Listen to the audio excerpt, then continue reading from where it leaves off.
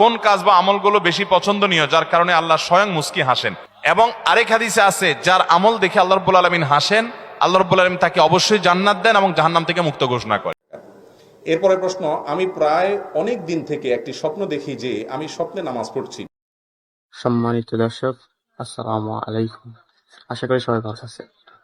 ইসলাম একটি পূর্ণাঙ্গ জীবন ব্যবস্থা, যে জীবন ব্যবস্থা আমাদের শিখিয়েছে কিভাবে দিন চলতে হবে, কিভাবে মানুষের সাথে কথা বলতে, কিভাবে একে অপরকে ভালোবাসতে হবে। তাই আসুন আজকের ওয়াজ থেকে বা আজকের আলোচনা থেকে আমরা যা কিছু শিখবি তা নিজে এবং নিজের পরিবারের উপর বাস্তবায়ন করব। আসুন আলোচনা শুরু করা যাক। আমি অনেকবার তওবা করেছি, প্রত্যেকবারই ভঙ্গ হয়েছে, তাহলে কি আমি মুনাফিক হয়ে গেছি? বিভিন্ন এলাকায় অসুখ বিসুখ যাতে কম হয়, বার্ষিক সিন্নি, খোদাই সিন্নি, মহররমের সিন্নি নামে বিভিন্ন সিন্নি করা হয়, এগুলো করা কতটুকু বৈধ? মহিলাদের জন্য তালিম জায়েজ জানি, কিন্তু বর্তমানে মহিলারা যে সন্তান সংসার রেখে 2-3 দিনের জন্য তালিমে চলে যায় দূর দূরান্তে, এটা ইসলামের দৃষ্টিতে কতটুকু বৈধ? না, বিশেষ উদ্দেশ্য ছাড়া ফেসবুক বা মেসেঞ্জারে 3 বার কবুল বলি, তাতে কি আল্লাহর দরবারে বিয়ে কবুল হয়ে যাবে? এতে কি কোনো গুনাহ আছে? পোলাপান বান্দরামি করার জিনিস খুঁজে পাও না। আমি এখান থেকে গ্রামে যাব এবং ওই দিনই আবার চলে আসব, এক্ষেত্রে আমার নামাজ কি কসর করতে হবে? দেখুন, গ্রামে আমরা প্রত্যেকে যার যার বাড়িতে যখন যাব, সেটা আমাদের মূল ঠিকানা, আসল ঠিকানা হলে সেখানে আমি 1 ঘন্টার জন্য যদি যাই, নামাজ আমাকে পুরো পড়তে হবে। নিজের স্থায়ী ঠিকানাতে কখনো কসর হয়? পথে কসর হবে। বাড়িতে যখন চলে গেছেন, আপনার বাড়ি কুমিল্লাতে, আপনার বাড়ি চট্টগ্রামে, আপনার বাড়ি বগুড়াতে বা খুলনাতে বা সিলেটে, আপনার বাড়ি যেখানেই হোক না কেন, যখন সফরের দূরত্ব হবে, নিজের স্থায়ী ঠিকানায় 1 ঘন্টার জন্য যদি যান, সেখানে পুরো নামাজ পড়তে হবে, কসর চলবে। কিন্তু কিছু লোক আছে, গ্রামে বাড়ি আছে ঠিক আছে, কিন্তু তাদের গ্রামের বাড়ি এখন আর স্থায়ী ঠিকানা না। ধরুন আপনি ঢাকা শহরে বাড়ি কিনছেন বা ফ্ল্যাট কিনছেন, পাসপোর্টে, এনআইডিতে, সরকারি সব কাগজে পত্রে ঠিকানাতে আপনি স্থায়ী ঠিকানাও এটা, বর্তমান ঠিকানাও এটা। গ্রামের বাড়ি আছে, কিন্তু ওটা আপনার স্থায়ীও না, বর্তমান ঠিকানাও না, জাস্ট বেড়াইতে যান, ভাই বেড়াদাররা আছে, অন্যরা আছে, তাহলে ওইটাতে আপনি গেস্ট, সেখানে আপনি কসর পড়বেন। এবং এটা আপনার স্থায়ী এবং বর্তমান ঠিকানা হলে, অনেকে আছে বাড়িতে জমি জমা আছে, শুধুমাত্র থাকার ঘর বাড়িও নাই এবং ভাগযোগ হয়ে গেছে, সে শুধু গেস্ট হিসেবে যায়, ভাইদের মেহমান হয়ে যায়, তাহলে সে কসর পড়বে। আর না হলে স্থায়ী ঠিকানায় গেলে 1 ঘন্টার জন্য সে কি করতে হবে? পুরো নামাজ পড়তে হবে, যদি স্থায়ী ঠিকানা হয় তার গ্রাম। এরপরে প্রশ্ন হলো, আমি অনেকবার তওবা করেছি, প্রত্যেকবারই ভঙ্গ হয়েছে, তাহলে কি আমি মুনাফিক হয়ে গেছি? না ভাই, তওবা হওয়ার পর তওবা ভেঙে যাওয়াটা অস্বাভাবিক নয়। আপনারা খুশি হবেন শুনে, আমাদের রব আল্লাহ রাব্বুল আলামিনের একটা গুণবাচক নাম হলো তাওয়াব। কি নাম ভাই? তাওয়াবের মানে জানেন? আল্লাহু আকবার। রিপিটেডলি, বারবার যিনি বান্দার তওবা কবুল করেন। এই জন্য ভাই, একবার গুনাহ হয়ে গেছে, আল্লাহর কাছে তওবা করেছেন, চেষ্টা করছেন যে আর যেন না হয়, কিন্তু আবার শয়তান কাত করে ফেলে দিয়েছে, আবারও তওবা করে ফেলবেন এবং দুর্বল হবেন না। এখানে ইবলিস আপনাকে বলবে, তুই এতবার একই কাজ করে তওবা করছস আল্লাহর কাছে, আবার কোন মুখে তওবা করবি? থাক, বাদ দে। আপনার তওবা থেকে দূরে সরাবে। এটা হলো শয়তানের সবচেয়ে বড় অস্ত্র। কখনো নিরাশ হওয়া যাবে না। তওবা আগের বারের চাইতে পরের বারটা আরো স্ট্রং করবেন, যে ঠিক আছে আগের বারটা তওবা আমি দুর্বল ছিল, এটাকে আরো স্ট্রং করব, চেষ্টা করবো না ইনশাআল্লাহ। তাহলে তওবা বারবার করতে হবে, বারবার করতে হবে। ভেঙে গেলে আরো শক্ত, হার্ডলি তওবা করতে হবে, নিজের প্রতি নিজে শাসন চালাতে হবে, এভাবে ইনশাআল্লাহ সামনে আগাইতে হবে। ভারতবর্ষে একজন কবি বলেছেন, আরে ইয়ে কুস্তি তো হয় অমর ভর কি, কবি ও দাবালে কবি তু দাবালে। ইবলিসের সাথে তোমার লড়াই তো সারা জীবনের। কখনো ইবলিস তোমাকে কাত করে ফেলে দিবে, তোমার দ্বারা গুনাহ করে ফেলবে, আবার কখনো চোখের পানি ফেলে কেঁদে কেটে আল্লাহর কাছে একান্তে। ভাইরা, কিছু নির্জন সময় কাটানো দরকার। আমাদের কোনো নির্জন সময় নাই। নির্জন সময় হলে ওই মোবাইলে আমরা ঢুকে পড়ি, মোবাইল টোবাইল বন্ধ করে ফেলে দিনে রাতে 24 ঘন্টার ভিতরে 5 ওয়াক্ত নামাজের পরে আগে যে কোনো সময় অন্তত 2-4-5টা মিনিট একটু চিন্তা ভাবনা করবেন, একটু নিজের হিসাব মিলাবেন, আল্লাহর সাথে কথা বলবেন। আজকে একটা গুনাহ হয়ে গেছে, আজকে একটা কাস্টমার মহিলা আসছে, তার সৌন্দর্য দেখে তাকে নিয়ে বাজে চিন্তা জল্পনা কল্পনা করেছি, নোংরামি করেছেন, গুনাহ কাজ করেছেন। কোনো কাস্টমার এসেছে, তার সাথে ফাঁকি ঝুঁকি দিয়েছেন, 2 নাম্বারই করেছেন, মিথ্যা কথা বলেছেন, কিনা দর এত আছে বলেছেন, আসলে এত আসে নাই। এই যে মিথ্যা বলেছেন কয়টা টাকার জন্য, এই টাকা দুনিয়াতে থেকে যাবে, মিথ্যাটা আপনার আমলনামা যুক্ত হয়ে আখিরাতে যাবে। এইসব কথা চিন্তা করে আল্লাহর কাছে চোখের পানি ফেলে একান্তে, আল্লাহ করে ফেলেছি আজকে শয়তানের পালায় পড়ে, আল্লাহ খেয়াল ছিল না, আপনি মাফ করে দেন। মালিক, আপনি মাফ না করলে কিয়ামতের ময়দানের শাস্তি হবে ভয়াবহ। দুনিয়াতে আপনি ছেড়ে দেন, আল্লাহ মাফ করে দেন। মাফ চায়া দুনিয়া থেকে ওইটাকে নিষ্পত্তি করেন। একটু চোখের পানি ফেলেন, সেজদায় পড়ে যান, 2 রাকাত সালাতুত তওবা নামাজ পড়ে আল্লাহর কাছে মাপ চান, এর পরের দিন আরো স্ট্রং করেন। এভাবে আপনি লড়াই চালাতে থাকবেন। আরে এই কুস্তি তো হয় অমর ভর কি, কবি ও দবালে কবি তু দবালে। শয়তান গুনাহ কমা আপনার দ্বারা করায় সে জিতে যাবে, আর আপনি তওবা করে চোখের পানি ফেলে গুনাহ মাফ করিয়ে তারপরে আপনি শয়তানের উপরে জিতে যাবেন। তওবা করতে থাকবো তো ইনশাআল্লাহ। তওবা করতে কখনো ক্লান্ত হবেন, তওবা অব্যাহত রাখবেন, অনবরত রাখবেন। দুনিয়াতে কোনো ফেরেশতা মানুষ নাই, সবাই গুনাহ করে। এর মধ্যে সবচেয়ে উত্তম মানুষ হলো গুনাহ করার পর যে নিজের ভুল বুঝতে পারে, নিজেকে শাসন করে সংশোধন করে সে তওবা করে মাপ চায়। মনে রাখবেন, যে ব্যক্তি তওবার শর্ত আদায় করে তওবার শর্ত কি? তওবার শর্ত হলো যে কাজটা করেছি গুনার কাজ, এটার জন্য নিজেকে নিজে শাসন করলাম। কেন আমি এত নিকৃষ্ট কাজ করলাম? আল্লাহ আমার প্রতি কত ইহসান করেছেন, কত অনুগ্রহ করেছেন, আমার জীবনে কত বিপদ এসেছে, আল্লাহ উদ্ধার করেছেন, তাহলে আমি কেন এই গুনার কাজটা করলাম? নিজেকে শাসন করা, ভবিষ্যতে না করার পরিকল্পনা করা, লজ্জিত হয়ে চোখের পানি ফেলে আল্লাহর কাছে মাপ চাওয়া, এই কাজটা যদি আপনি বারবার করেন, আপনি নিশ্চিত থাকতে পারেন আপনার তওবা দিন দিন আস্তে আস্তে স্ট্রং হবে এবং একটা সময় আপনি গুনাহ ছাড়তে পারবেন ইনশাআল্লাহ। এই জন্য তওবা কখনো ছাড়া যাবে, যতবারই তওবা ভাঙুক, তওবা আরো স্ট্রং করে করতে হবে। এরপরে প্রশ্ন হলো, কেউ কালো জাদুগ্রস্ত হয়েছে এমন যদি জানতে পারে তাহলে তার করণীয় কি? এ বিষয়ে আমরা বিভিন্ন জায়গায় প্রশ্ন পাই, ভালো করে শুনে রাখেন। বিশেষ করে আপনারা পুরান ঢাকার কাছাকাছি এলাকার মানুষ, পুরান ঢাকায় সবচেয়ে বেশি, চট্টগ্রামে প্রচুর পরিমাণে আছে। আমাদের দেশে এখন ব্ল্যাক ম্যাজিক, কালো জাদু যেটাকে আমরা বলি, এই কালো জাদু টোনা এগুলো এই পরিমাণ বাড়ছে। আমি সারা দেশে ঘুরে বেড়াই, শত শত হাজার হাজার মানুষের প্রশ্ন আমার কাছে আসে। প্রতি সপ্তাহে এভারেজ আমার কাছে অন্তত 25 থেকে 30 হাজার প্রশ্ন মানুষের আমার কাছে আসে। আলহামদুলিল্লাহ, শুধুমাত্র শুক্রবারের লাইভে আমাদের 15 থেকে 20 হাজার 1 ঘন্টার মধ্যে প্রশ্ন আসে। এই হাজার হাজার প্রশ্ন নিয়ে আমরা কাজ করি। মানুষের অবস্থা আমি জানি এই প্রশ্নগুলোর মাধ্যমে। এই দেশে প্রতিটা ঘরে ঘরে ব্ল্যাক ম্যাজিকের রোগী আছে। আল্লাহ যাকে বাঁচাইছে তারা ভিন্ন, কিন্তু আমি দায়িত্ব নিয়ে বলতে পারি ম্যাক্সিমাম ফ্যামিলিতে ব্ল্যাক ম্যাজিকের রোগী ভরা, আমরা টেরও পাচ্ছি না। ছোট পোলাপান অস্বাভাবিক চিল্লাচিল্লি, অস্বাভাবিক দুষ্টামি, ওই দুষ্ট জিনের উপদ্রব অথবা ব্ল্যাক ম্যাজিক। অসুস্থ, কোনোভাবে ভালো হচ্ছেন না, বহু ট্রিটমেন্ট করছেন, চেক আপ করেছেন, ডায়াগনোসিস হচ্ছে না। সবসময় নিশ্চিত না, কিন্তু অনেক ক্ষেত্রেই এগুলা ব্ল্যাক ম্যাজিকের রোগী হওয়ার সম্ভাবনা। আপনারা দেখবেন ফেসবুকে ইদানিং এই উৎপাত বেশি বাড়ছে। বিভিন্ন পোস্টের কমেন্টে দেখবেন পোস্টার দিয়া প্রচার করে তান্ত্রিক অমুক কামরূপ কামাখ্যা থেকে প্রশিক্ষণ প্রাপ্ত। দেখছেননি? এগুলো হলো শয়তানের খালাতো ভাই, সাক্ষাৎ খালাতো ভাই। এবং আপনার বিভিন্ন ঢাকা শহরের পিলারে পিলারে দেখবেন এই তান্ত্রিক অমুক, ভাগ্য বদলায় দেয়, এটা করে সেটা করে, এসব শয়তানি অ্যাডভার্টাইজ দেখছেন না? দেখেন নাই?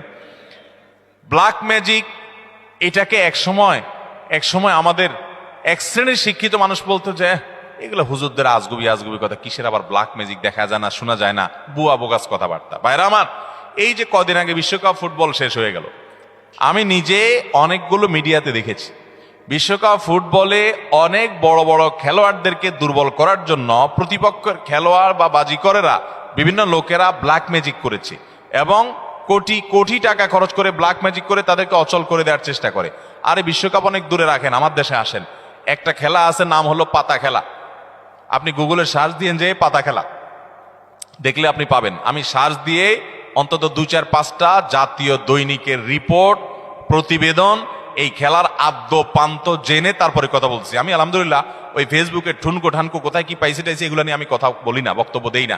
আমি চেষ্টা করি যেটা বলবো সেটা জেনে শুনে দায়িত্ব নিয়ে তারপরে আমি বলার চেষ্টা করি। এই পাতা খেলার উপরে আমি অনেক পড়াশোনা ঘাটাঘাটি করেছি, অনলাইনে অনেক আর্টিকেল পড়েছি, অনেক প্রতিবেদন পড়েছি।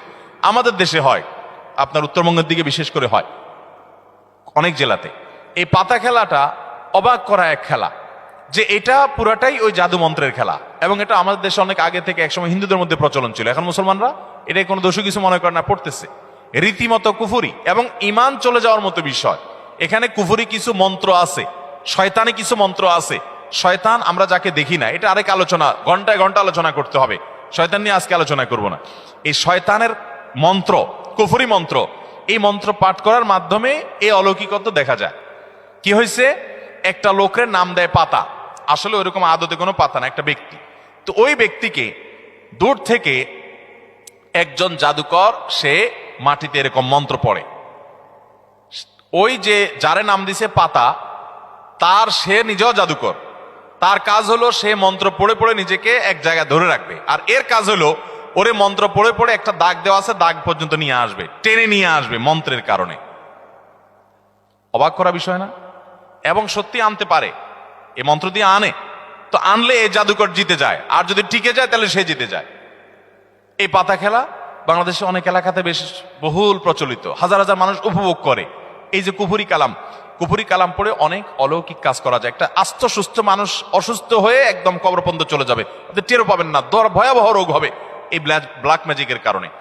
কালো জাদু, এটা যে বললাম খেলোয়াড়দেরকে পর্যন্ত করা হয়। এটা আমাদের দেশে ঘরে ঘরে। আপনি বাঁচতে চান, নাম্বার 1, আপনার ঘরকে কোরআন দিয়ে আলোকিত করতে হবে। ভাইরা আমার, আমি বিভিন্ন সময় বলার চেষ্টা করি, আপনি ইমানদার হিসেবে, মুসলমান হিসেবে আপনার মধ্যে শয়তান মাঝে মধ্যে সন্দেহ ঢুকায় যে ইসলাম আসলে সত্য কিনা, না হুজুররা এসব বকওয়াস কথা বলে টলে। আপনার ইমানের মধ্যে যদি কোনো প্রকার সংশয় শয়তান সৃষ্টি করতে চায়, আমি আপনাকে দায়িত্ব নিয়ে আল্লাহর শপথ করে বলতে পারি, এই কোরআন হলো এমন এক জীবন্ত মিরাকল, জীবন্ত মুজিজা। এই কোরআনের অলৌকিকত্ব দেখার পর আপনি ইমান আনতে বাধ্য হবেন। পৃথিবীতে যত বেঈমান মুসলমান হয়, যত কাফেররা ইমান আনে, তাদের বেশিরভাগ দেখবেন এই কোরআন যখন নির্মোহভাবে আগাগোড়া পড়ে ফেলে, সে এর কাছে মাথা নত করা ছাড়া কোনো উপায় থাকে না।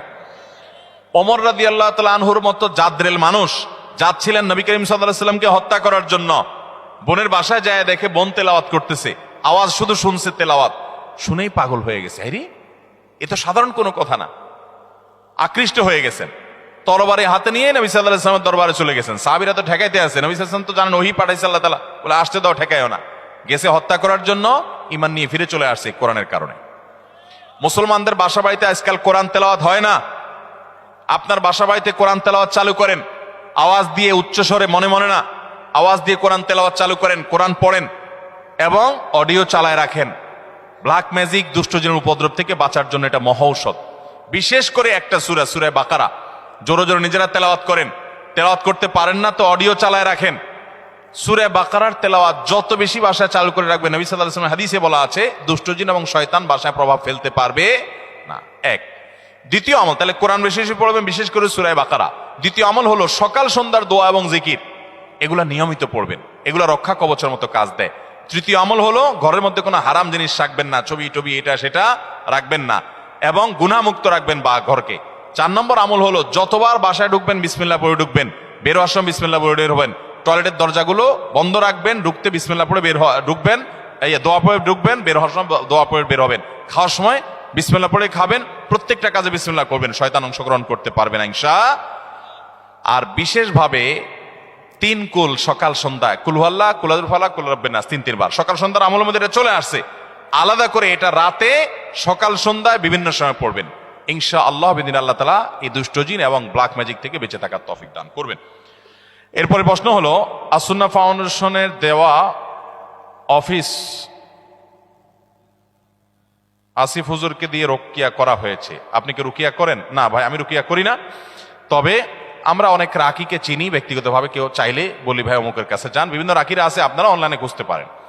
বিভিন্ন এলাকায় অসুখ বিসুখ যাতে কম হয়, বার্ষিক সিন্নি, খোদাই সিন্নি, মহররমের সিন্নি নামে বিভিন্ন সিন্নি করা হয়, এগুলো করা কতটুকু বৈধ? অসুখ বিসুখ হলে আল্লাহর কাছে তওবা ইস্তেগফার করবেন, দোয়া পড়বেন এবং ডাক্তারের কাছে যাবেন। অসুখ বিসুখের জন্য দান সাদাকা করবেন।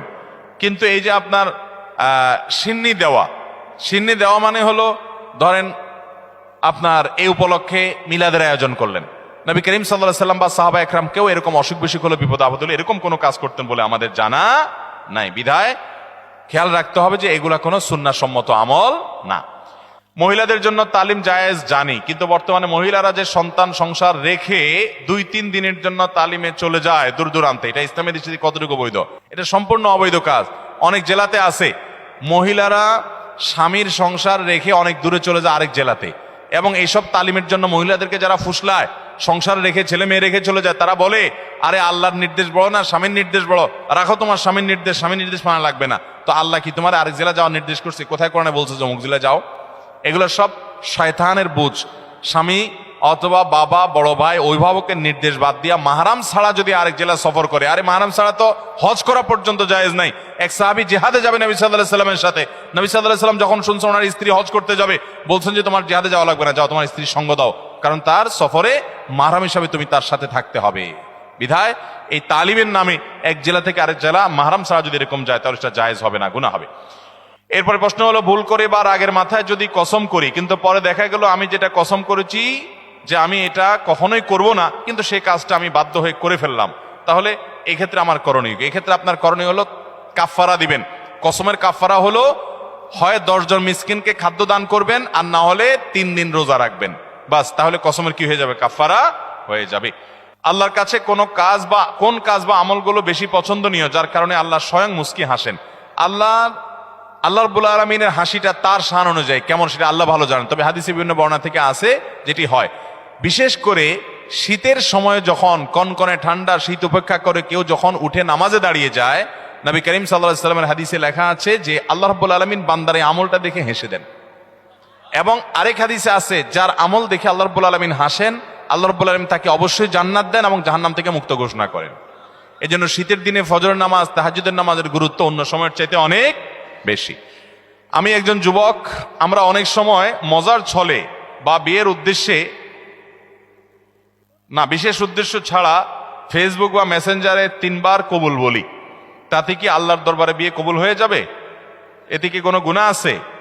পোলাপান বান্দরামি করার জিনিস খুঁজে পাও না? না, অনেক পোলাপান এগুলো করে। এমনকি এই যে নাটক সিনেমাতে অনেক সময় অভিনয়ের অংশ হিসাবে এগুলো করে না অভিনেতারা, এদের মধ্যে কেউ যদি মুসলমান হয়, কারো যদি আল্লাহর প্রতি বিশ্বাস না থাকে তার কথা ভিন্ন, বেঈমান নিয়ে আমাদের আলাপ নাই। যে মুসলমান, যে আল্লাহর প্রতি ঈমান আছে, তার জানতে হবে নবী করিম সাল্লাল্লাহু আলাইহি সাল্লাম বলেছেন, সালাতুন জিদ্দুহুন্না জিদ্দুন ওয়া হাজলুহুন্না জিদ্দুন, 3টা বিষয় সিরিয়াসলি করলে যা হবে, দুষ্টুমি, রসিকতা, অভিনয়, মজা করে করলে তা হয়ে যাবে কাহিনী বড় খতরনাক, বড় জটিল।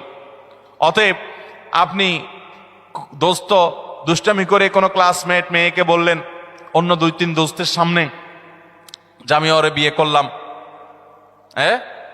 এবং সেও অ্যাডাল্ট, আপনিও অ্যাডাল্ট, 2 জন সাক্ষীও আছে। আর বিশেষ করে নাটকে যেটা হয় যে অভিভাবক অনেক সময় থাকে, যদি সত্যিকারের অভিভাবক থাকে, ওখানে তো সব বকওয়াস অভিভাবক। মেয়েদের তো বিয়ে অনেকগুলো আমাদের মতো মেয়েদের বিয়ে অভিভাবক ছাড়া হয় না, কিন্তু হানাফি মাযহাব অনুযায়ী অভিভাবককে জরুরি না, যদি অ্যাডাল্ট হয়ে যাবে তাহলে সেক্ষেত্রে হানাফি মাযহাবের আলোকে এই বিয়ে হয়ে যাবে। 2 জন সাক্ষীর সামনে শুধু বলছেন প্রস্তাব, সে বলছে কবুল, দুষ্টামি করে বলছেন, বস, কাহিনী খতম হয়ে গেছে। কথা বুঝেন নাই? খুব জটিল একটা বিষয়। ঠিক তালাকের বিষয়টাও এরকম। আপনি বলবেন যে হুজুর আমি তো আসলে তালাকের উদ্দেশ্যে বলি না, আমি তো ভয় দেখানোর জন্য বলছিলাম, কাম হয়ে যাবে, এরপর আর এসব বলে লাভ হবে না। অতএব এগুলো সাবধানে করতে হবে। আল্লাহ আমাদেরকে এই সমস্ত বিষয়, হেয়ালিপনা, দুষ্টমি, এগুলো থেকে বেঁচে থাকার তৌফিক দান করুন। সব জায়গায় ফাজলামি না। আমাদের নবী হযরত মুহাম্মদ সাল্লাল্লাহু আলাইহি সাল্লামকে না সৃষ্টি করলে নাকি আল্লাহ তাআলা কোনো কিছু সৃষ্টি করতেন না, এটা কতটুকু সত্য? এরকম একটা হাদিস আছে, কিন্তু সেই হাদিসকে মুহাদ্দিসগণ, হাদিস বিশারদ, বিশ্লেষকগণ এই হাদিসকে জাল হাদিস হিসাবে চিহ্নিত করেছেন। এর সনদ বিশুদ্ধতার সূত্রে বর্ণিত নয়। লাউলা খুলিকতু লামা খুলিকাতিল আফলাক, নবী সাল্লাল্লাহু আলাইহি সাল্লাম যদি সৃষ্টি না হতেন আসমান জমিন সৃষ্টি হতো না। ভাইরা আমার, নবী সাল্লাল্লাহু আলাইহি সাল্লামের মর্যাদা বলার জন্য মিথ্যা হাদিস বলার কোনো দরকার নাই। আল্লাহ তাআলা তার নবী সাল্লাল্লাহু আলাইহি সাল্লামকে, তার হাবিবকে এমনি মর্যাদা দিয়েছেন, তার জন্য ভুয়া হাদিস বানানোর কোনো দরকার। তিনি সকল নবী রাসূলদের মধ্যে শ্রেষ্ঠ, তাকে আল্লাহ মেরাজে ডেকে নিয়ে সম্মানিত করেছেন, তাকে আল্লাহ তাআলা কিয়ামতের ময়দানে হাউজে কাউসার দান করবেন, তার শাফাআত হবে সবচেয়ে বড় শাফাআত, শাফাআতে কুবরা, তাকে আল্লাহ তাআলা কত মর্যাদা দিয়েছেন। অতএব ভুয়া ভিত্তিহীন হাদিস বলার দরকার নেই। বুখারীর হাদিসে আসছে, তিনি বলেছেন লা তুতরুনি কামা আতরাতিন নাসারা ইবনে মারইয়াম, খ্রিস্টানরা ঈসা আলাইহিস সালামের মর্যাদা বেশি বলতে গিয়ে ওনাকে আল্লাহর সন্তান বানায়া ঈমান হারা হয়ে গেছে, তোমরা আমার মর্যাদা বলতে গিয়ে এরকম সীমা লঙ্ঘন করবা না। এরপরে প্রশ্ন হলো, মোজ ধোয়া পানি পান করলে নাকি হারাম হয়, আসলে হাদিসে এমন কিছু আছে কিনা? মোষ ধোয়া পানি খেলে বা মোষ লাগলে কোনো কিছু খেতে গেলে সেটা হারাম বলে হয়। হারাম তো পরের কথা, অনেকে বলে মাকরু, হারামও হবে না মাকরুও হবে না। কারণ মোষ যদি থাকে আর পানি যদি আপনি খেতে যান তো একটু আধটু লাগবেই লাগবে, যত ছোট থাকুক একটু হইলেও লাগবে। এখন যদি বলেন যে না আমি লাগাবো না, তাহলে মোষ বড় রাখতে হবে অনেক, এবং সে মোষ কিছু একটা দিয়ে চিমটি দিয়ে ধরে উঠায় ধরে তারপর খাইতে হবে। এছাড়া তো আমি কোনো উপায় দেখি না। কারণ যদি ছোট ছোট মোষ হয়, পানি খাবে না আর লাগবে না, তাহলে ঠোঁট ধরে উঠে রাখতে হবে। তো তাহলে বোঝা গেল এটা ভুয়া, ভিত্তিহীন কথা। মোষ যদি লেগে যায় ইচ্ছাকৃত, তো মোষ ধোয়া পানি, মোষ ধোয়া খানা, মোষে লাগলে সেটা খাবেন না আপনি। কারণ হলো সেটা তো আর পরিষ্কার করে হওয়ার সময় জীবাণু থাকতে পারে, ধুলাবালি থাকতে পারে। ইচ্ছাকৃত এটা করেও না কেউ, কিন্তু অনিচ্ছাকৃত যেটুকু লেগে যায় এটার কারণে হারাম তো দূরের কথা, মাকরু হবে না। এটা ভিত্তিহীন কথা। কথা বুঝাতে পারছি? কোন মদ করে বলে শুনছে এই ফতোয়া যে মোষ ধোয়া পানি খাইলে গুনাহ হয়, মাকরু হয়। এই জন্য সে মদ খাওয়ার সময় তার মোষ বড় ছিল, উঠায় ধরে মদ খাইতো। যে মদ খাওয়ার সময় যদি মাকরু হয়ে যায় তাহলে আল্লাহ নারাজ হয়ে যাবে, এই জন্য সে মোষ উঠায় নাকি মদ খাইতো। আল্লাহ জানে সত্য না মিথ্যা, ঘটনা শুনছি আমরা অনেক ছোটবেলা থেকে। তো যাই হোক, তো মোষ ধোয়া পানি খেলে বা কিছু খেতে গেলে, মোচে লেগে গেলে আসলে কোনো গুনাহ হবে না। দাদার নামে নাতির নাম রাখা যাবে কিনা? দাদার নামে নাতির নাম তো পরের কথা, বাপের নামেও পোলার নাম রাখা যাবে, কোনো অসুবিধা নাই। আমাদের দেশে সবাই ইউনিক নাম খোঁজে, ইউনিক। টল্টু, বল্টু, নান্টু, পিন্টু, গিন্টু, গেংটু, কি আজিব আজিব নাম খোঁজে সব। আরে ভাই, সবাই বলে ইউনিক নাম লাগবে, আনকমন না লাগবে কেন? আপনাকে আনকমন নাম লাগবে কেন? শুনেন, সৈয়দ আবুল হাসান আলী নদভী রহমতুল্লাহ আলাই ভারতবর্ষের সবচেয়ে বড় আলেমদের একজন ছিলেন এবং মুসলিম বিশ্বের নোবেল খ্যাত কিং ফয়সাল অ্যাওয়ার্ড পুরস্কার, এটা সারা বিশ্বে, বিশেষ করে এই ভারতবর্ষে অল্প কয়েকজন মানুষ পাইছে, এর মধ্যে উনি একজন ছিলেন। অনেক বড় পণ্ডিত মানুষ ছিলেন।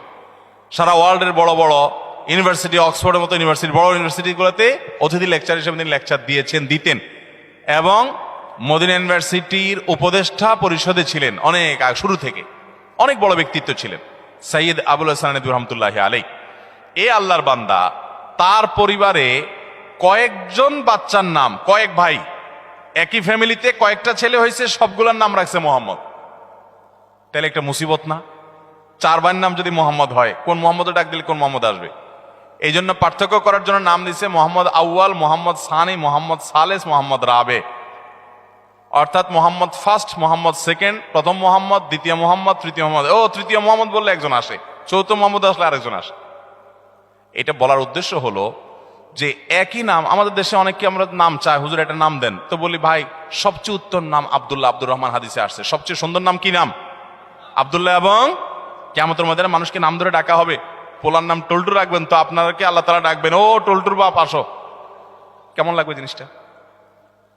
আল্লাহর বান্দা, নামের মধ্যেই তাওহীদ, নামের মধ্যেই ইমানের শিক্ষা থাকবে। আল্লাহর বান্দা আব্দুল্লাহ, আব্দুর রহমান। তো অনেককে নাম দিলে বলে কি, ভাই এটা আমাদের ফ্যামিলিতে আছে। কার নাম? বলে আমার বোনের ননদের ছেলের নাম। বোনের ননদের ছেলের নাম। তো তোমার বোনের ননদের ছেলে আর এই ছেলে জীবনে কয়বার একত্র হবে? এসব বকওয়াস চিন্তা করতে মাথায় আসে। এমনকি কাছাকাছি ফ্যামিলি থাকলে অসুবিধা নেই, ভালো নামগুলো দেখে দেখে রাখতে হবে। যাই হোক, বাপের নাম এবং ছেলের নাম পর্যন্ত আরবে অনেক দেশে এক নাম আছে। তো দাদার নামে নাতির নাম রাখাতে কোনো অসুবিধা, আবার মেয়ের নাম মায়ের নামে রাখতেও কোনো অসুবিধা। অনেকে রাখে না, এটাকে ভিন্ন চিন্তা। সেটা হলো যে মেয়েকে নাম ধরে ডেকে, কথার কথা মায়ের নাম ফাতেমা, এখন মেয়ের নামও যদি আমি ফাতেমা রাখি, তাহলে একসময় বলবো ফাতেমা এদিকে কেন করছিস বেয়াদব ফাতেমা কোথাকার, তখন মার প্রতি অসম্মান হয় কিনা।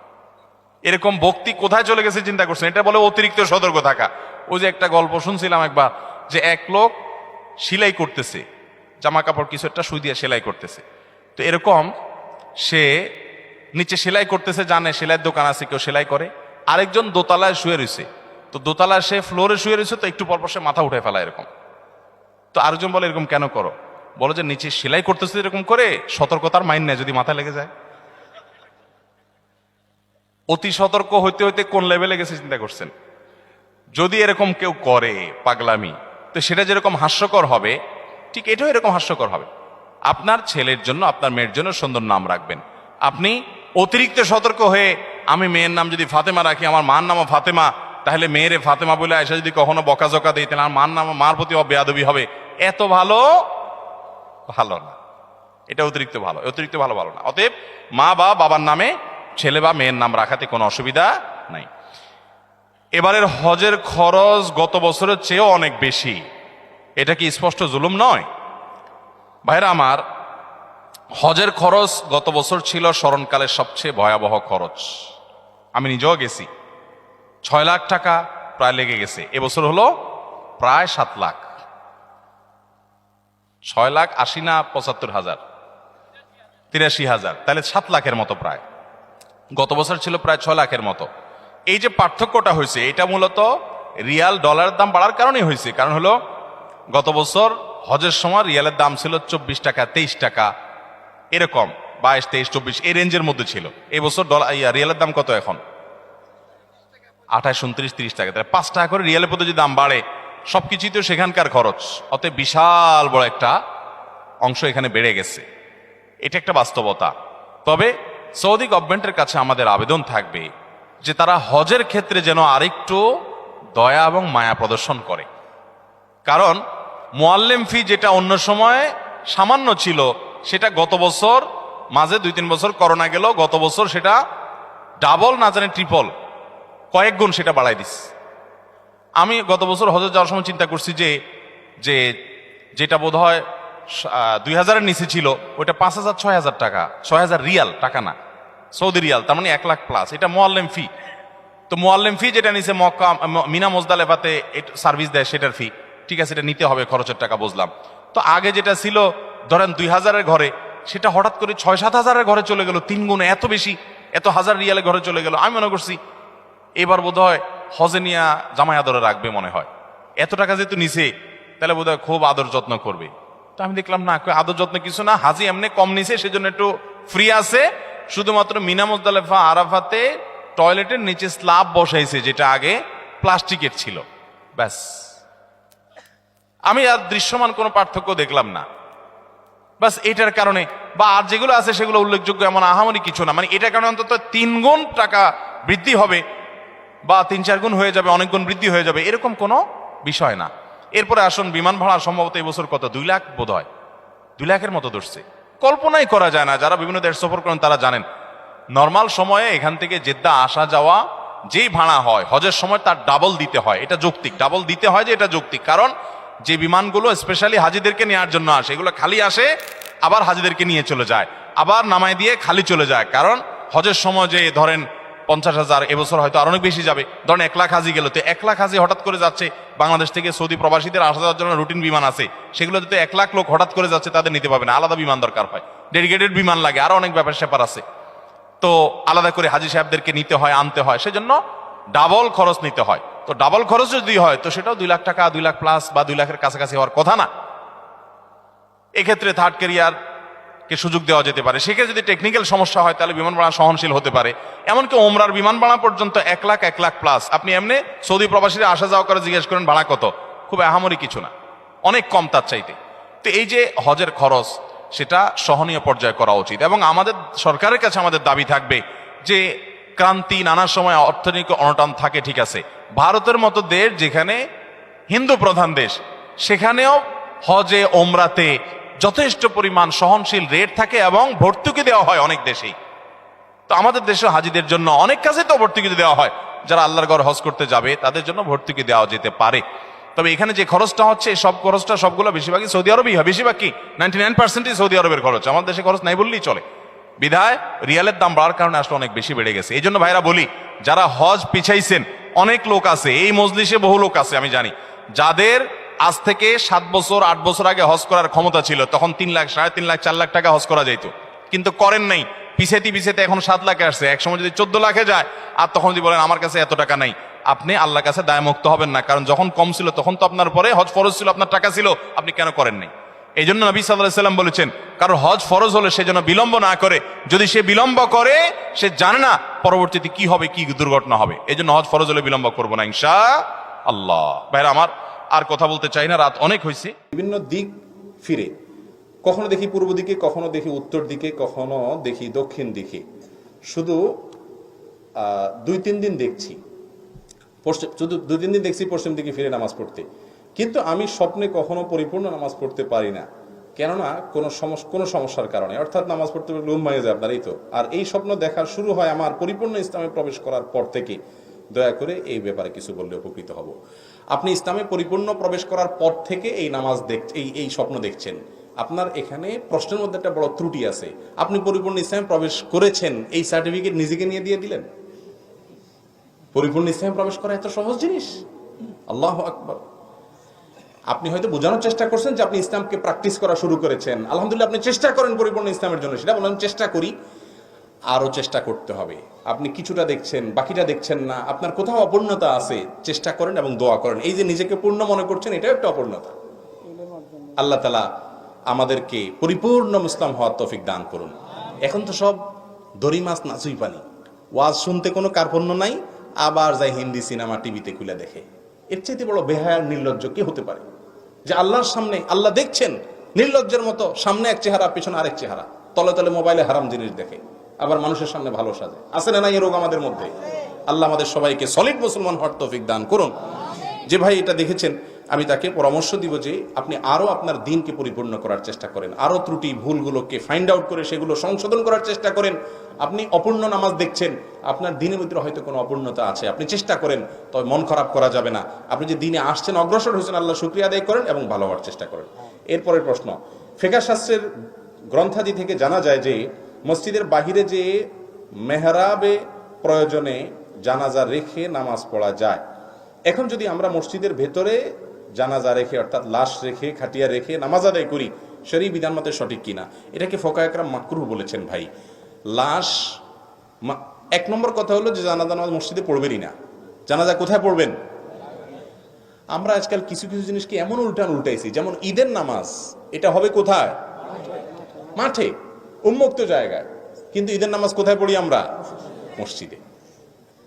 ঢাকায় এই অজুহাত চলে যে এত খালি জায়গা নাই, কিন্তু আপনার গ্রামাঞ্চলে তো এই অজুহাত নাই। কিন্তু ওই যে আমাদের মসজিদ এলারা আবার ওখানে যাব কেন? আমরাই একটা কি বানাবো? ঈদগাহ বানাবো। এটা শয়তানে কুবুদ্ধি দেয়। কথা বুঝতে পারছেন? হ্যাঁ, আপনি নামাজ পড়েন এরকম উন্মুক্ত জায়গায়, সুন্দর করে নামাজ পড়েন শামিয়ানা টাঙ্গায়, এটা ঠিক আছে, কিন্তু মসজিদে ঈদের নামাজ পড়বেন না, এটা সুন্নাহর খেলাফ, মাকরুহ। কিন্তু এই মাকরুহ সারা দেশে সবাই করতেছি, সব হুজুরাই বলতেছে, কারণ হুজুর চায় হুজুরের মসজিদে নামাজ হলে হুজুর একটা ঈদের নিমতি করবে।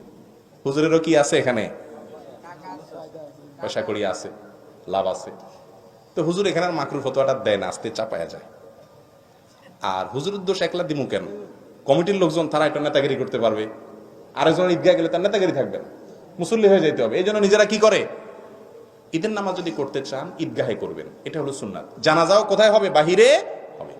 বিশেষ করে লাশ যদি ভিতরে নিয়ে যান, গোসল দেওয়ার পরে সেখান থেকে ময়লা পানি পড়তে পারে, দুর্গন্ধ আসতে পারে, মসজিদের শানের খেলাফ হবে, আরো অনেক কারণ আছে। এসব কারণগুলোর প্রেক্ষিতে সুন্নাত হলো মসজিদের বাহিরে জানাজা পড়া।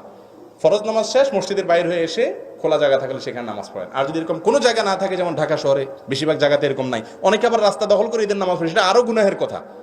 ওটা তো গুনাই হবে, রাস্তা দখল করে নামাজ পড়া জায়েজ নাই। সাধারণ মানুষের পথের চলাচলের বিঘ্ন করে আপনি গায়ের জোরে রাস্তা বন্ধ করে নামাজ পড়লেন, এই ইসলাম আপনাকে আল্লাহ রাসূল শিখান নাই। কথাকে বুঝাতে পারছি? মানুষের ক্ষতি করে নামাজ পড়া জায়েজ নাই। রাস্তাঘাট বন্ধ করে, রাস্তার মালিক কে?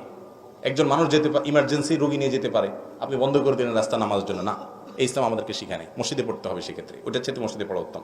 এখন জানাজার লাশ মসজিদের সামনে রেখে, সৌদি আরব এসে মসজিদগুলো এরকম, আমাদের দেশে অনেক মসজিদ এখন ঢাকা শহরে হয়ে গেছে, ম্যাক্সিমাম মসজিদ এরকম এখন, যে মসজিদের মেহরাবের সাইড দিয়ে আপনার পশ্চিমে কেবলার দিকে আপনার একটা ছোট দরজা থাকে, ওই বাহিরে লাশটা থাকে, দরজাটা খুলে দেয়, ইমাম সাহেব ওখানে দাঁড়ায় নামাজ পড়ে। মুসলিমরা মসজিদের ভিতরে আছে, কিন্তু লাশ কোথায় আছে? বাইরে আছে। এভাবে পড়লে আর মাকরুহ থাকবে না। তারপরে উত্তম হলে এসে বেজাল না করে ডাইরেক্ট কোথায় নামাজ পড়া? মাঠে নামাজ পড়া।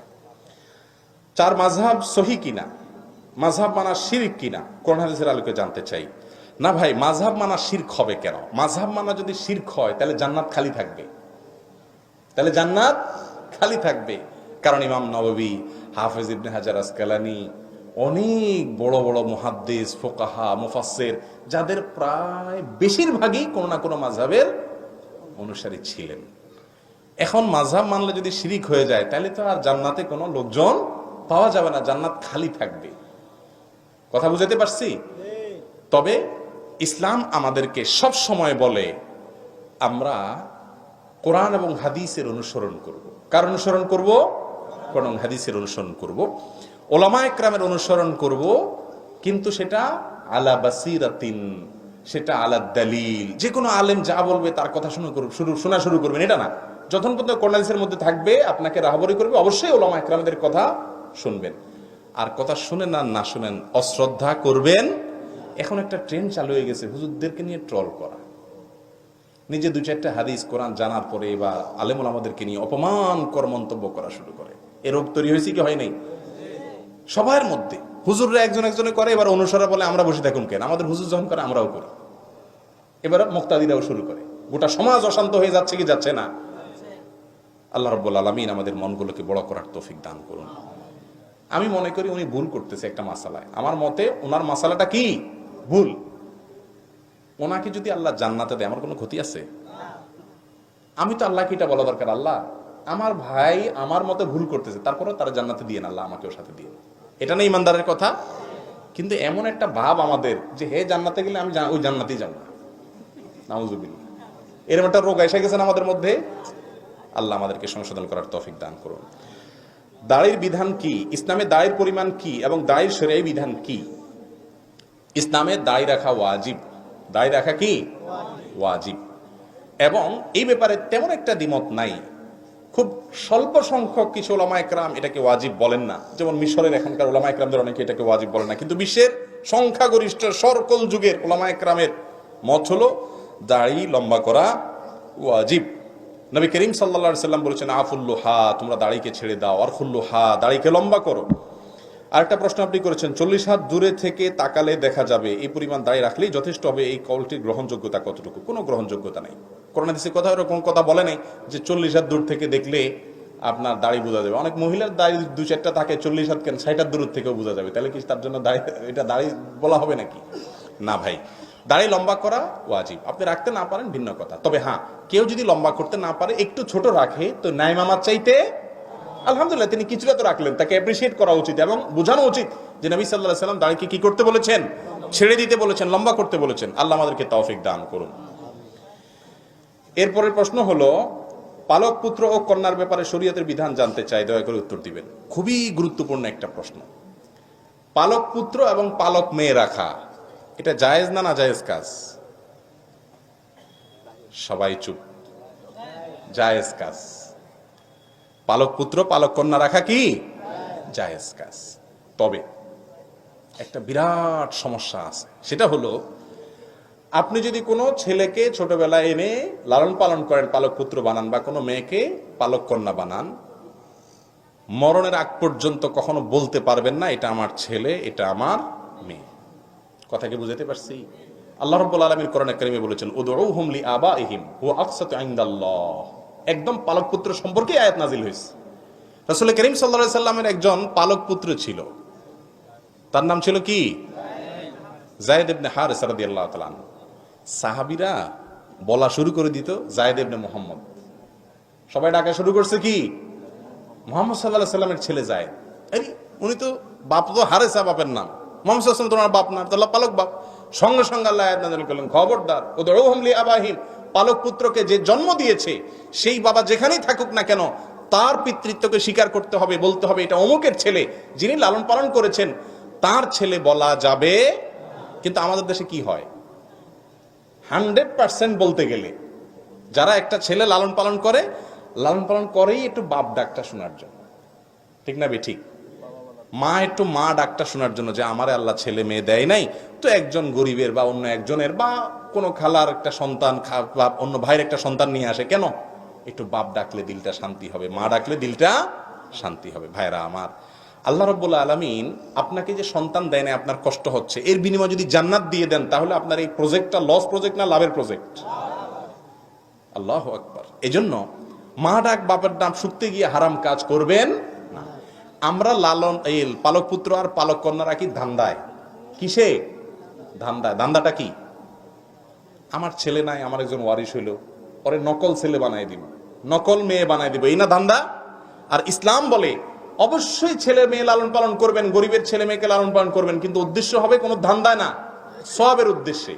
যে একজন গরিব মানুষ তার ছেলেটাকে লালন পালন করতে পারতেছে না, ঠিক আছে, ওটার দায়িত্ব আমি নিলাম, ওর পড়ালেখা খাওয়া দাওয়া সব দায়িত্ব আমি নিলাম। একজন ইতিম, তার বাবা মারা গেছে, এতিমের দায়িত্বভার গ্রহণ করে নবী সাল্লাল্লাহু আলাইহি সাল্লাম বলেছেন আনা ওয়া কাফুল ইয়াতিমি কাহাতাইন, এই দুই আঙ্গুল যেরকম পাশাপাশি, আমি এবং ইতিমের যে দায়িত্ব নেবে সেই দুই আঙ্গুলের মতো থাকবে। ইয়েতিম থাকবে আর কোনো দায়িত্ব নেওয়ার লোক থাকবে না, এটা একটা এলাকার মানুষের জন্য লজ্জার বিষয়। আরবদেরকে দেখেছি, আমি 10টা বছর ছিলাম সৌদি আরবে, সৌদিয়ানদেরকে দেখেছি যে কোনো ইয়েতিম বাচ্চা পেলে তারা পাগল হয়ে যেত কে দখল করবে কার আগে, তার দায়িত্ব নেওয়ার জন্য। কারণ জান্নাতে শুধু যাওয়া না, নবীর সঙ্গে জান্নাতে থাকা যাবে। চেষ্টা করবেন তো ইনশাআল্লাহ। অতএব পালক পুত্র পালক কন্যা রাখা জায়েজ আছে, কিন্তু সেটা তাদের বাপ ডাক মা ডাক শোনার জন্য না। মনে রাখবেন, পিতৃত্ব এবং মাতৃত্ব সারা পৃথিবীর সকল সম্পদের বিনিময়ে কেনা যাবে।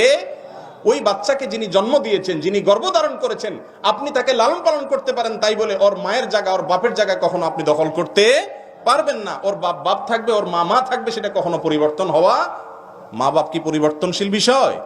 যাবে না। মনে থাকবে তো ইনশাআল্লাহ।